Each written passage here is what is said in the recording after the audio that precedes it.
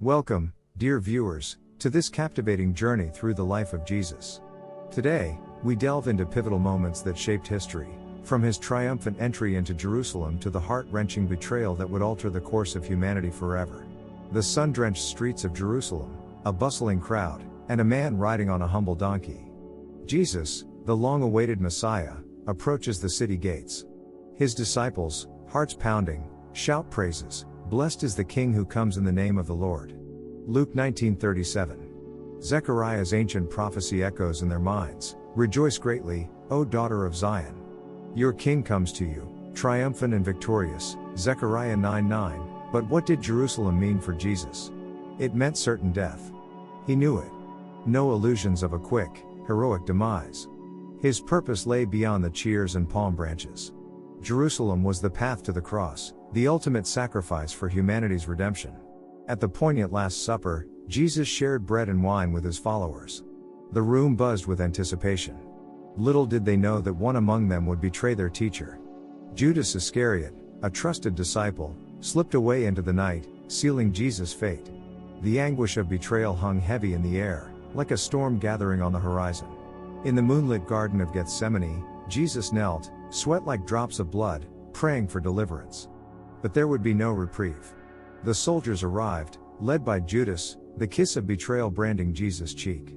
The trial, the mocking, the crown of thorns, all culminated in the agonizing walk to Golgotha. Nails pierced flesh, and Jesus hung between heaven and earth. His cry, my God, why have you forsaken me?" echoed through time. 3 days later, the tomb lay empty. Mary Magdalene wept, mistaking Jesus for the gardener. Then he spoke her name, and hope surged anew. The stone rolled away, revealing victory over death. Jesus' resurrection changed everything. The disciples, once fearful, became bold proclaimers of the good news. The world would never be the same. Let's dive into the biblical account of the true meaning of Easter, where love, sacrifice, and redemption collide.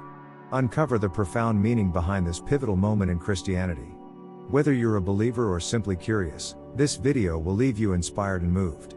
As the sun dipped below the horizon, casting a warm glow over the upper room, Jesus gathered his disciples around a simple wooden table. The air crackled with anticipation. This was no ordinary meal, it was a sacred moment, an invitation to partake of him. Jesus lifted the loaf, its crust golden and fragrant. "Take, eat," he said, his eyes locking onto each disciple's gaze. "This is my body, broken for you." The room fell silent. The bread symbolized more than sustenance, it carried the weight of sacrifice.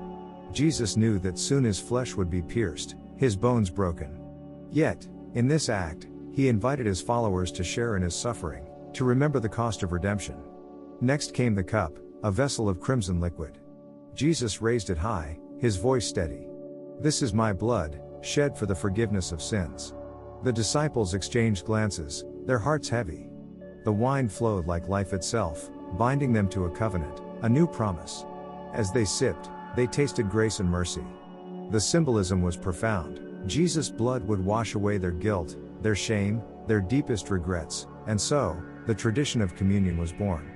A sacred rhythm woven into the fabric of Christianity. Each time believers gather, they reenact that intimate supper. The bread, the wine, the tangible reminders of Jesus' love and sacrifice. It's not mere ritual, it's an invitation to intimacy. To partake of him, to be nourished by his grace, to find solace in his brokenness.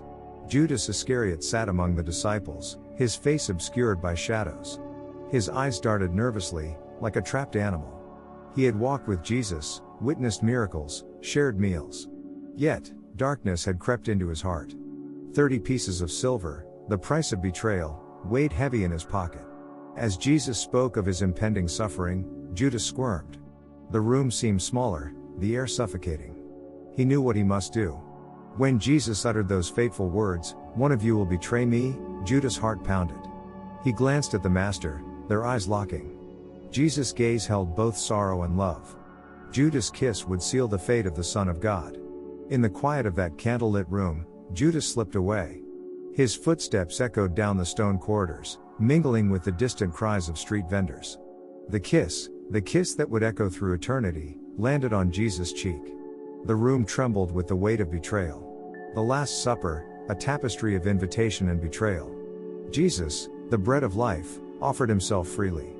Judas, the one who dipped his morsel in the same bowl, chose darkness. Their paths diverged, one toward redemption, the other toward destruction. As we partake of communion today, let us remember both, the invitation to feast on grace and the shadow of betrayal. For in this tension lies the essence of our faith, the brokenness and redemption woven together. And as the candlelight flickers, may our hearts echo the disciples' whispered question, "Is it I, Lord?" The rugged hill of Golgotha stands as a stark reminder, a place where humanity's sin met divine love. The crucifixion of Jesus Christ is the cornerstone of the Christian faith, a cosmic transaction that reverberates through time. Let's delve into its profound implications. Like, share and subscribe for more video like this. Jesus, sinless and blameless, willingly bore the weight of our transgressions. The cross became an altar where God's love intersected with human brokenness. His outstretched arms bridged the chasm between heaven and earth. The crucifixion was not a mere execution, it was a sacrificial exchange. Jesus took our guilt, our shame, and our rebellion upon himself. His blood flowed, cleansing the stain of sin. Love dripped from every wound. The crucifixion demonstrates God's justice tempered with mercy. Sin demanded payment, and Jesus paid the price. Justice required retribution, yet God's heart overflowed with compassion. The cross reveals a God who refuses to let sin go unpunished but provides a way, a narrow path of redemption. The nails that pierced Jesus' hands held both judgment and grace. The cross whispers, justice served, mercy extended. The crucifixion underscores sin's gravity. It is not a trivial offense but a cosmic rebellion. Sin separates us from God, leaving us spiritually bankrupt. The cross declares that sin's consequences are real, but forgiveness is possible. Repentance becomes our lifeline, a turning away from darkness toward the light. The resurrection, the dawn of a new era. Let us explore its radiance. The stone rolled away, revealing an empty tomb. Death, that ancient foe, lay defeated. Jesus emerged, not as a ghostly specter, but as the risen Lord. His resurrection shattered the chains that bound humanity. Death lost its sting, the grave relinquished its grip. Life triumphed over decay. The resurrection is God's cosmic mic drop, a declaration that life wins, always. The resurrection is our anchor. It whispers hope to the grieving mother, the broken-hearted friend, and the dying soul. Jesus' victory over death extends beyond history, it reaches into our present and future. We mourn, but not as those without hope.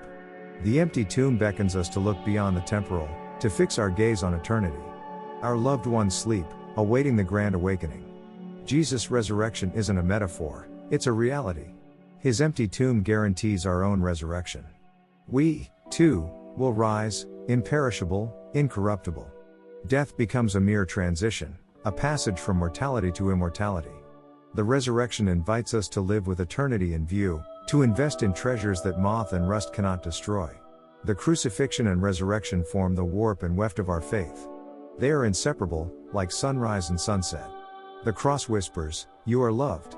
The empty tomb shouts, "You are redeemed." As believers, we carry this dual legacy, the weight of the cross and the thrill of resurrection. Our lives echo the rhythm of Good Friday and Easter Sunday.